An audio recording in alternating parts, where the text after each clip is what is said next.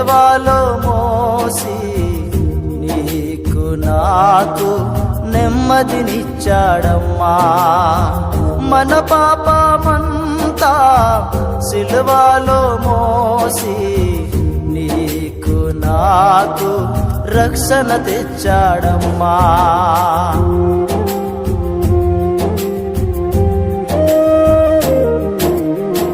మన బాధలన్నీ సిలువలో మోసి నీకు నాకు నెమ్మదినిచ్చాడమ్మా.